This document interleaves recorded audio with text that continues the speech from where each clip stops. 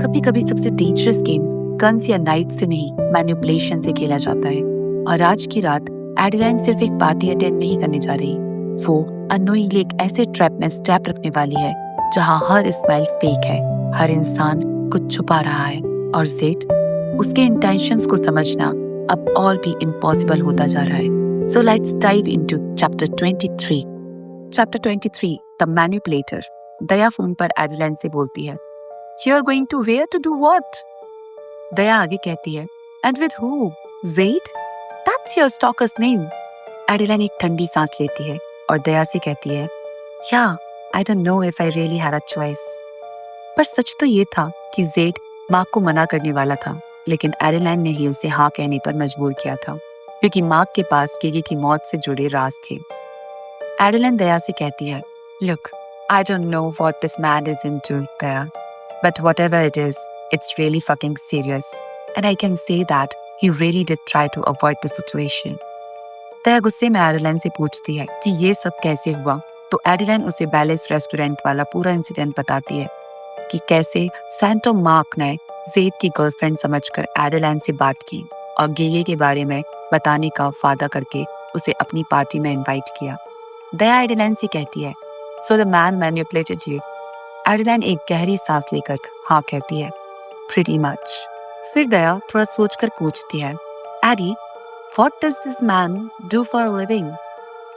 एडिलाइन सच बताती है, To be honest, I'm not entirely sure. दया अचानक पूछती है, He is not that, is he?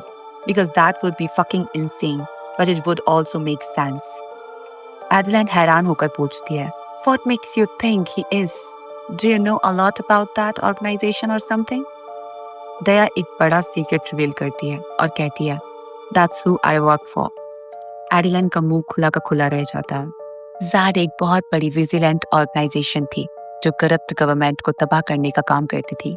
दया उनके लिए काम करती थी, लेकिन उसे भी नहीं पता था कि मार्क और ज़ेड के बीच क्या चल रहा है। अगर ज़ेड वाकई ज़ेड था तो इसका मतलब था कि एडिलाइन बहुत बड़े खतरे में थी।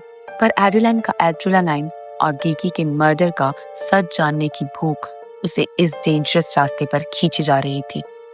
एडिलाइन दया को मनाते हुए कहती है, I know you are going to think I am even more insane than I already am, but at least for this occasion, I really feel like Zaid will protect me. In fact, I know he will. दया हार मानकर कहती है, Honestly, I don't doubt that, Eddie. If he is who I think he is doing some good in the world, and he is clearly obsessed with you in a very unhealthy manner. I think he's just really wants to be with you and is handling it in a very creepy fucking manner. दया एडिलाइन से पूछती है, When is this party? एडिलाइन आईने में खुद को देखती है। वो ज़ेड की भेजी हुई रेड स्ट्रैपलेस गाउन पहनी हुई थी, जिस पर हजारों डायमंड्स जड़े थे। पैरों में डायमंड हील्स और बालों में बीच फेड्स। ये ड्रेस जितनी सेक्सी थी उतनी ही एलिगेंट। एडिलाइन धीरे से जवाब देती है, टुनाइट। ज़ेड एडिलाइन को लेने अपनी क्लासिक मस्टन कार में आता है।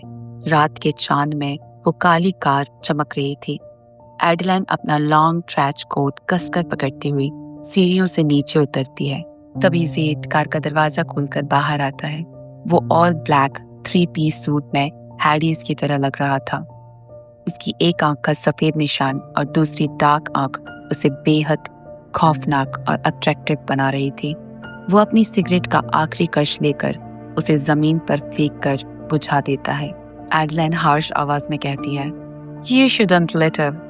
ज़ेड सिगरेट का टुकड़ा उठाकर अपनी जेब में रख लेता है और एक शैतानी स्माइल के साथ कहता है, Sorry baby, won't happen again. Zed Adeline की तरफ बढ़ता है। उसकी चाल में एक शिकारी का एटीट्यूड था। ज़ेड कहता है, You are fucking magnificent. Z के हाथ में एक सिंगल रेड रोज था, जिसे वो बहुत ही नजाकत से एडिलाइन के बालों के पीछे लगा देता है। फिर अचानक वो एडिलाइन का कोट पकड़कर खींचता है और उसे एडिलाइन के कंधों से नीचे गिरा देता है। एडिलाइन चौंक कर कहती है, What the heck? Z Adeline की बॉडी को ऊपर से नीचे तक घूरते हुए कहता है, You wore the dress I bought you. एडिलाइन झूठ बोलती है, I wore it out of convenience. I hate dress shopping. एडलाइन अपना हाथ आगे बढ़ाकर कहती है, Are you done holding my coat hostage? I'm freezing. लेकिन जेड उसका हाथ पकड़ लेता है और एडलाइन की उंगलियों को ध्यान से देखने लगता है। एडलाइन पूछती है, The hell are you doing, Zaid? Z कहता है, Just trying to picture what ring would look best on your finger. एडलाइन अपना हाथ छुड़ाते हुए कहती है, What if I don't want one? I would say no. Z की आंखें अचानक और डार्क हो जाती हैं। उसका हाथ धीरे से एडलाइन की चेस्ट से होते हुए उसकी गर्दन पर जाता है और एक झटके में वो एडलाइन की नेक को कसकर दबा देता है। जेड कहता है, I can put a collar around this pretty neck of yours instead. Then you wouldn't have the option to say no. You would just be my good little girl. That is whatever your master says. Would you like that better, baby? Adeline Zed की आंखों में देखकर घुर्राती है। No, you don't own me. You never will. Z का चेहरा गुस्से से बदल जाता है और वो कहता है, Take off my belt, Adeline. Make me ask again and see what happens. एडलाइन अपने दांत खींचते हुए जेड की कमर से ब्लैक बेल्ट निकालती है। जेड वो बेल्ट एडलाइन के हाथ से छीनता है और तुरंत एडलाइन की नेक की चारों तरफ लपेटकर बकल से खींचकर टाइट कर देता है। एडलाइन की सांसें रुकने लगती हैं। वो बेल्ट को हटाने की कोशिश करती है, फिर जेड उसका हाथ हटा देता है। जेड कहता है, You can breathe, little mouse. Don't panic. I think this will do for now. Now get on your knees. एडलाइन गुस्से से कहती है, You have got to be fuck. Z belt को और टाइट खींचता है। एडलाइन को खांसी आ जाती है। एडलाइन अपनी गाउन संभालती है और नीचे घुटनों के बल बैठ जाती है। जेड पैंट का बटन और जिपर खोलता है। उसका कॉक बाहर आ जाता है। बिना जेड के किसी और ऑर्डर के फीड किए एडलाइन उसकी लेंथ को अपनी ग्रिप में ले लेती है और उसे अपने मुंह में भर लेती है। जेड एडलाइन के बालों को कसकर पकड़ता है और कहता है, Fuck Eddie, I didn't say. एडलाइन रुकती नहीं है। वो उसकी पूरी लेंथ को डीप कट करती है। अब चोक होने की बारी सेड की थी। सेड गुस्से और प्लेजर से पागल होकर बेल्ट को इतना टाइट खींचता है कि एडलाइन की आंखों के आगे अंधेरा छाने लगता है। पर एडलाइन हार नहीं मानती और उन्हें और गहराई से अपने गले में उतारती है। जेड अपने दांत भींचते हुए वार्निंग देता है, I fucking dare you, little mouse. You think I won't be able to snap your jaw before your teeth break skin? Try me. एडलाइन को पता था कि जेड उसकी नेक तोड़ सकता है, इसलिए वो अपने दांत नहीं कटाती। इसके बजाय एडलाइन अपनी आंखें घुमाती है और उसके कॉक के चारों तरफ एक डीप मौन भरती है। जेड एक गाली देता है और बेल्ट की ग्रिप ढीली पड़ जाती है। जेड हाँफते हुए कहता है, You are putting on an act, Eddie, but don't pretend like your pussy isn't salivating just as much as your mouth is. एडलाइन अपना कंट्रोल खोने नहीं देती, लेकिन जेड का पेशेंस जवाब दे देता है। वो बेल्ट को फिर से टाइट करता है और एडलाइन को हेड ऑन चोक करते हुए डीपली थ्रोटल करने लगता है। एडलाइन की आंखों से आंसू बहने लगते हैं। जेड दहाड़ता है, Are you going to swallow my cum like a good little girl? और फिर जेड पूरी ताकत से अपना वार्म लोड एडलाइन के गले में खाली कर देता है।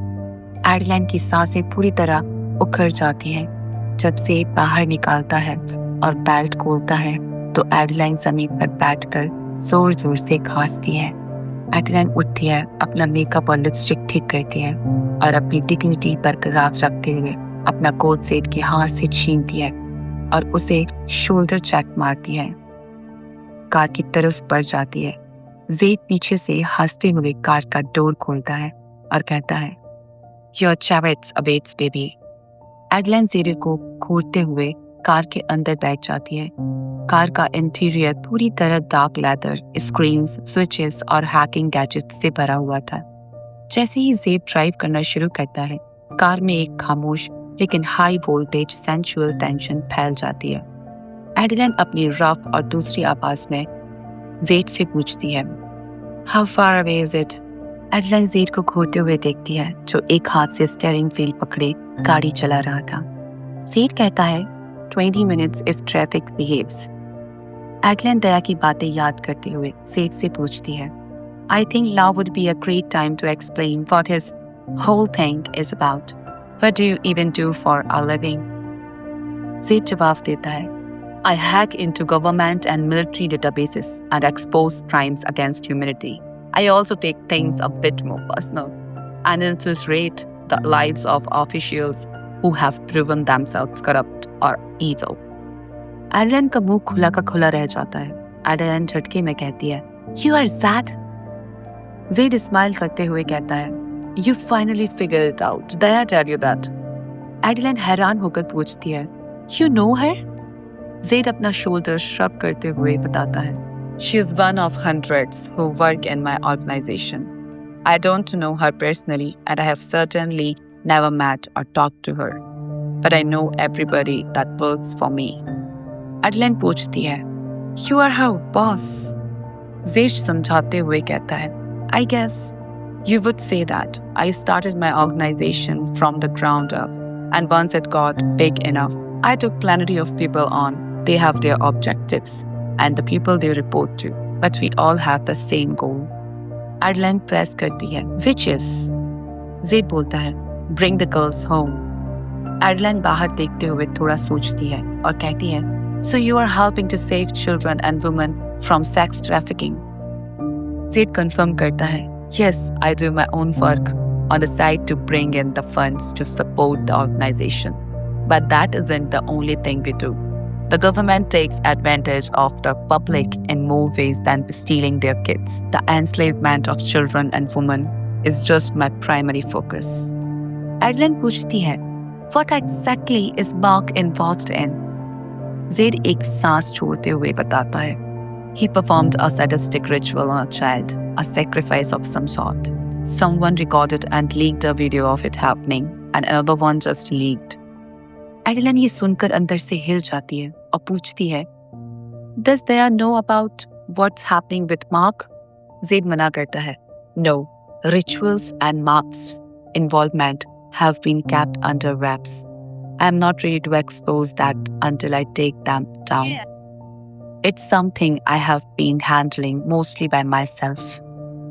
एडलिन समझ जाती है कि उसे ये बात दया को नहीं बतानी है। फिर एडलिन पूछती है So that's why you are under a different alias. Why not give me a different name? Z smug करते हुए कहता है Because you are an average citizen and finding out who you really are would be so incredible easy. It's almost laughable. Me, on the other hand, not so much. Z serious होकर आगे कहता है This is why I didn't want you involved, but I am afraid. Mark has already taken notice of you, and I am rather you be close to me. At least this way, I know you are safe. Adeline Z की तरफ देखती है जो relax होकर बैठा था। Adeline उसे बोलती है I believe that you will protect me from Mark, but who is going to protect me from you? Z की आंखें पॉजिटिवनेस से चमक उठती हैं और वो कहता है Whoever tries is going to end up dead. Adeline challenge करते हुए पूछती है How can you work to save women while actively stalking another? Z amused होकर कहता है I have never stalked anyone before you, not outside of my job, at least. Definitely not for romantic purposes. Adeline हैरानी से पूछती है Is that supposed to make me feel special? Z एक wicked smug के साथ कहता है I wouldn't mind if it did. वो सिर्फ एडलिन के लिए इतना बड़ा साइको बना हुआ था। एडलिन मन ही मन सोचती है कि वो ज़ेड को एक चांटा मारना चाहती है, लेकिन वो कमीना शायद इसे भी पसंद करेगा और बदले में एडलिन को ही थप्पड़ मार देगा। और एडलिन जानती थी कि शायद वो खुद भी इसे पसंद कर लेगी। एडलिन खुद से कहती है कि वो दिमाग से पूरी तरह खराब हो चुकी है और ज़ेड से डील करना उसकी स्किन और दिमागी शांति दोनों के लिए बहुत स्ट्रेसफुल है। एडलिन मुंह बनाकर अपना सिर खिड़की की तरफ मोड़ लेती है और बाकी का पूरा रास्ता खामोशी में करता है। कार का माहौल और भी ज्यादा टेंस हो जाता है। एडलिन समझ नहीं पाती कि वो इस बात से ज्यादा परेशान है कि ज़ेड एक विजिलेंट है जो मासूमों को बचाता है, या इस बात से कि ज़ेड ने ये माना था कि वो सिर्फ एडलैंड के लिए इतना बड़ा साइको बना है। एडलैंड मन ही मन सोचती है कि उसे जेड के लिए ऐसा बिल्कुल फील नहीं करना चाहिए, खासकर तब जब 5 मिनट पहले ही उसने एडलैंड के गले में बेल्ट बांधकर अपनी पावर दिखाई थी। लेकिन फिर भी एडलैंड के दिल में जेड को देखने का नजरिया बदल चुका था। सो गाइस, इसी के साथ चैप्टर 23 यहाँ एंड होता है। अब गेम और भी डेंजरस होने वाला है, क्योंकि मार्क की पार्टी सिर्फ एक पार्टी नहीं, एक डेडली ट्रैप बनने वाली है। अगर मेरी स्टोरी टेलिंग पसंद आ रही है तो चैनल को सब्सक्राइब करना बिल्कुल मत भूलना और कमेंट्स में नेक्स्ट चैप्टर जरूर लिखना। मिलते हैं चैप्टर 24 में। तब तक के लिए बाय बाय।